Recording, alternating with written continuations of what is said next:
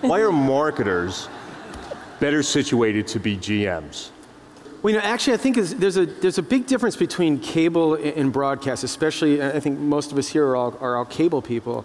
And in the cable world, the marketing departments, more and more so over the last few years, have become, I don't want to say the centerpiece of the networks, but they actually interface with so many different areas of the network that I think those of us who come up through marketing are able to get sort of a general manager's overview, which allows us to prepare for this sort of job. So everything from digital to sales marketing to development, et cetera, it's kind of, I'd like to say this because I am a marketer, we're sort of at the hub of the network. And I think that prepares you for what we're doing right now. Mm-hmm. I don't know if marketing people are better set up to do it, but I think the people best set up to do these kind of jobs are people who are just media enthusiasts. They love it, and they love thinking about programming and thinking about where programming should be and thinking about how to convince other people to love it also. So you find a lot of those people in marketing. And I think that those people, once again, I agree with what Chris said, I think it's much more likely to happen at a cable network where that kind of enthusiasm is embraced and that kind of enthusiasm is needed. So that's why I think you see a lot of that happen in cable. I'm going to ask you to go back to your first notes meeting. The first time you were in a meeting with your development execs and a show creator, and what you were feeling, knowing full well that the development people and the producer were probably looking at you and saying, oh, marketing person, huh? So I have to listen to this number crunching, silly, selly suit who probably has about as much creativity as a couscous and voted for not one, but probably both Bushes. What did it feel like? You're painting a bizarre picture. You know what the secret is? I'm talking about you. I actually interviewed Chris. Amazing. But what was that meeting like? What did you hope to avoid? And if you have any funny anecdotes. You know what the secret is IMDb. is when you meet with a development person. I'm a huge TV fan, as I told you. I watched Barney Miller. I watched TV all my life. Is first to show them respect and say, I am a TV person. I'm not a marketing person. I'm not wearing a suit.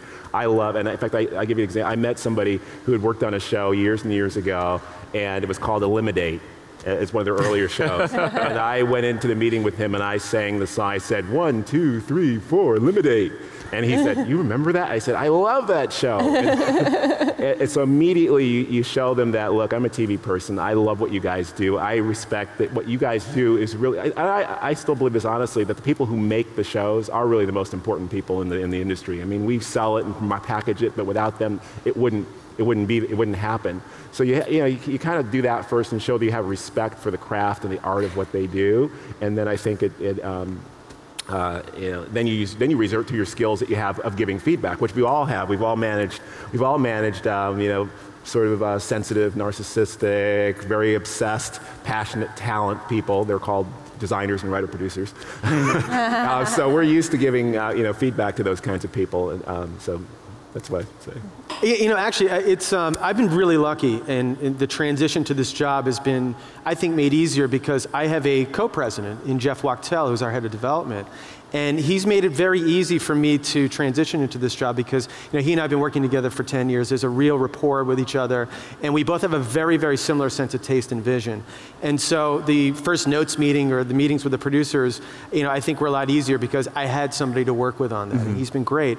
I think the thing you have to always remember is you have to be careful what you say because you have to remember you're the head of the network now. And I remember going to a dinner one time with 2 show creators of one of our series that are on the air. And my big note to them was, the world that you've created here, it just doesn't feel real. It was the world of football. It doesn't feel real. They're not, they're not swearing enough. They're not doing all sorts of other things. And all of a sudden the note came back. Well, the president of the network or the co-president of the network said, we want more swearing in the show, right? And so all of a sudden we get back all these scripts for this season and it's F this and shit that, the whole thing. And I'm like, what the hell is this? And they said, you said it was okay, right? So, you just have to be careful. Your words, whatever you say, carry a lot of weight, much more than you can even imagine. It's harder for you today talking to a show creator or talking to a promo or ad creator? And what's the differences? It's still I think it's still talking to a show creator because fundamentally when you're doing the marketing campaign, you're trying to get down to the nugget that's going to sell it. But there's the nugget of the show, and then you actually have to expand that into X amount of minutes of content. So you might find this great family, a great group of characters, but what the hell are they going to do for 22 minutes, for 8 episodes?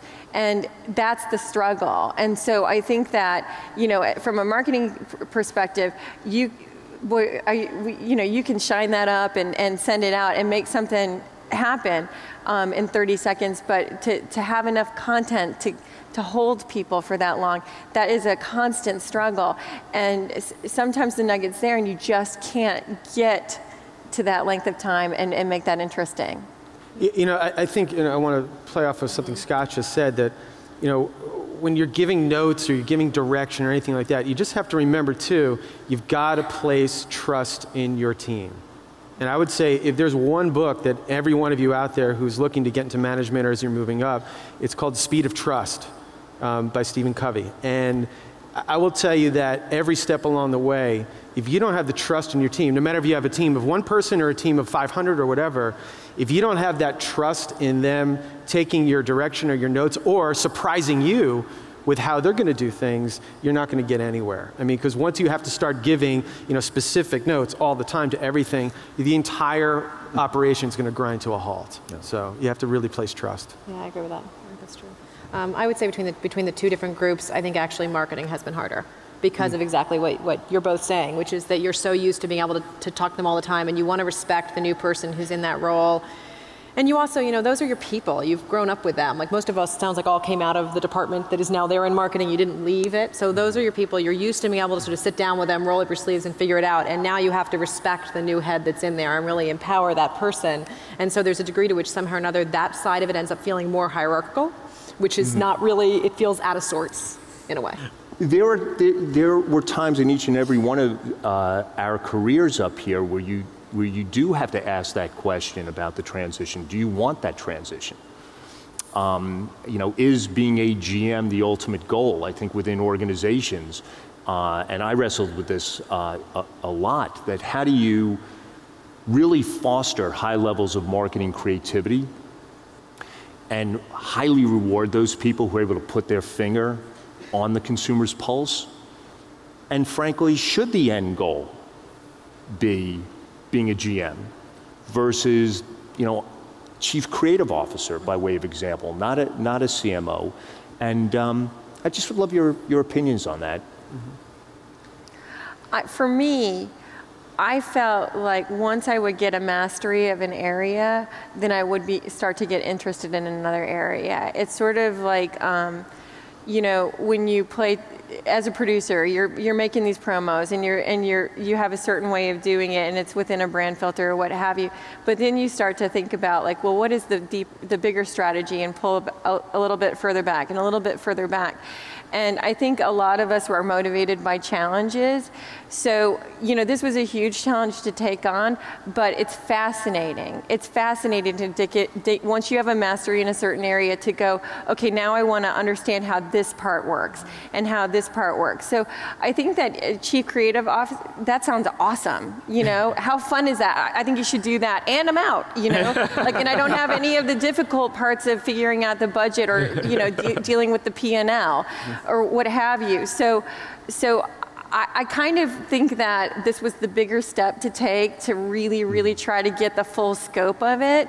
And I don't think I would necessarily be happy. I think it would be an easier life for me if I was only Chief Creative Officer, but I don't know.